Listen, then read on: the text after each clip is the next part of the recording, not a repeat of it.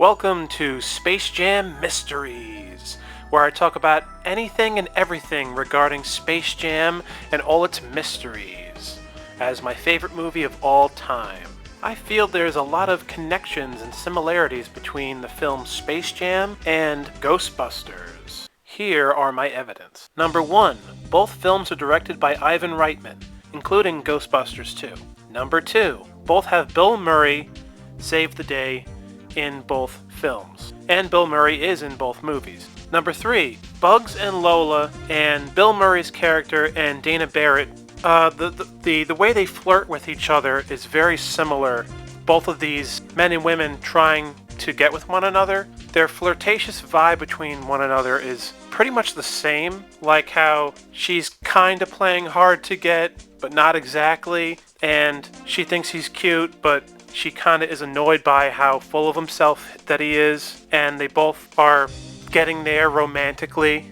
Similar. Number 4, Lewis in Ghostbusters and Stan in Space Jam are very similar. They're both the nerd, geeky, dorky, McGorkus character of both films. Both are meant to be a very comedic character, and they both wind up becoming part of the main plot of the main characters. They are thrust into the main conflict regarding all of the main characters as the film goes on in both films. Number 5, the Terror Dogs from Ghostbusters and the Monstars. Do they look similar? I kind of think that they do. They have similar looking eyes, and they're both, monsters, and you can sort of see the Monstars as being demonesque, if I could use that kind of term. I'll explain how they're more connected as we go on. Number 6, in Space Jam, when the Nerdlucks transform into the ooze, that is just like how there's the problem of the ooze in the Ghostbusters 2. Both pink, sticky ooze, and it comes from Ghostbusters 2. Number 7, when all the villains appear in the film, so that means the scene in Ghostbusters where the Terror Dogs and Gozer appear, and in Space Jam when all the villains appear, which is when they transform into the Monstars. It is very dark, it's nighttime, and there's thunder and lightning. This is a reference to the devil, which is mentioned in the Bible. Behold, I saw Satan fall from heaven like a bolt of lightning. Number 8, now I found this really fascinating. The aliens that steal the powers from the NBA players in Space Jam, I find that it's similar to the beams from the proton packs that the Ghostbusters used to capture the ghost. It's a similar thing because it's a beam, or it's a pink stretch of an energy source. So in Space Jam, the aliens steal the powers from the NBA players. But in Ghostbusters, the beams from the proton packs steal the ghosts. You see how it's a long, powerful beam or something, and it's taking something away, similar. It's similar. Number 9, the scene in Space Jam where Stan becomes fat in the Space Jam stadium. Is it similar to Stay Puft being like a fat, white, jiggly thing? I don't know. That one's kind of a joke. I don't know about that one. But still, I did think of it. Number 10, Dana Barrett possessed, and the NBA players kind of become possessed temporarily from the Nerdlucks. I find it similar. It's not exactly the same like the other things on this list, but it is very similar though. Dana Barrett becomes possessed, right? Like the demons inside of her or whatever. And in Space Jam, them stealing the powers from the NBA players, when they become the Monstars, they do resemble the NBA players that they took the talent from. So they do kind of become the NBA players.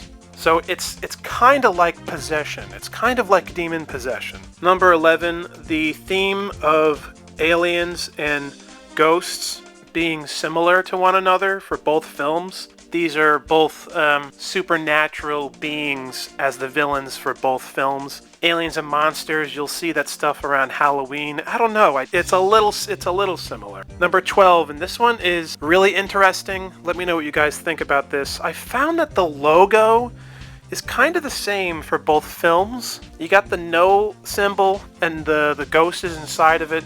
Then you have the rings that are holding the Space Jam logo inside of it, and they're both, circles, and the J is underneath the rings of the logo for Space Jam. So the J is inside the logo. It's kind of like how the ghost is inside the logo.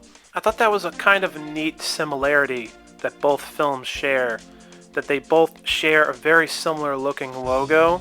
And it's just like how the real meaning of the title Space Jam is that the Looney Tunes got stuck in a space jam. Yeah, well, it's like Ivan Reitman, when he was directing and creating Space Jam with them, he took all his ideas and inspiration from stuff he already did previous, such as Ghostbusters. This is why Ghostbusters and Space Jam are some of the greatest films of all time, if not the best. Number 13. Now, this one might be kind of a stretch, but I just thought it was kind of an interesting thing I noticed. The good guys in both films, they all wear the same jerseys. The Toon Squad, they're all wearing the same white jersey, and the Ghostbusters are all wearing the same jersey, the same outfit, you know. The good guys are all wearing the same outfit, right? The same colored outfit, and in both films they're fighting the aliens or the ghosts, right? Number 14. Now, I don't know if this one's true, but, well, we know that the Toon Squad has like a lot of team members, of course. But when they introduce the Toon Squad in the film, they introduce only four players: Bugs, Lola, Daffy, and Taz, as the coach, the small forward, power forward, and the center. I think Taz is the center. And then there's four Ghostbusters. See, the number 4 appears twice, and there's 4 Ghostbusters, and there's 4, yeah, I don't know. Both have 4 in the introduction, right? Number 15. At the end of both films, one of the main characters realizes that they have supernatural powers that they could use to defeat the villains. In the case of Space Jam, Jordan realizes that he can stretch his arm to help win the game. And in Ghostbusters, Ray realizes that he can manifest anything to come to life that he desires after they think they defeated Gozer. And he creates the Stay Puft Marshmallow Man, which backfires on them. But in that moment, Ray's choice could have helped them. It didn't, but that's not the point. The point is that in these windows of time, these small windows of time, both Ray in Ghostbusters and Jordan in Space Jam, they have a moment in time where they have a supernatural ability to help them defeat the villains of both films. And both these events happen at the end of both films. Number 16. Dan Aykroyd is mentioned in Space Jam. If you guys can recall, when Bill Murray shows up in the stadium, Swackhammer says, "Whoa, whoa, whoa! I didn't know that Dan Aykroyd was in this picture." Now that's supposed to be a joke because Dan Aykroyd is associated with Bill Murray because they were both in Space Jam, and Ivan Reitman directed this movie and Space Jam, so that is a similarity they both share. Number 17. Taz and Slimer. I find both of these characters similar. Both Slimer and Taz, they pretty much eat everything. That's really what their characters are, right? If you guys can recall, in Space Jam, Taz was the janitor who cleaned up the gym. And when we see Slimer in the original Ghostbusters, he's with janitor equipment. So both characters eat everything, and both characters are near janitor equipment in a memorable scene in both films, by the way.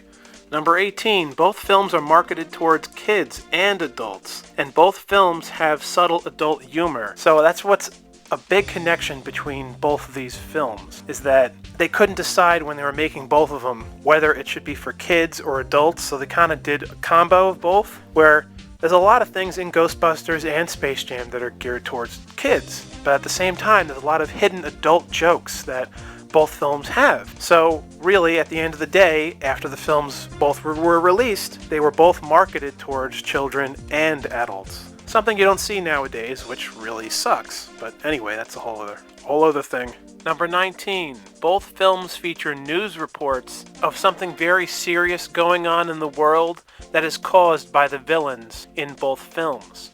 In Space Jam, the epidemic that the players are going through is caused by the Nerdlucks, who were the villains at the time in the film. In Ghostbusters, the villains are the cause for all the ghostly apparitions and all the danger going on in the city. Number 20. In both movies, the villains are far stronger and more powerful than the good guys.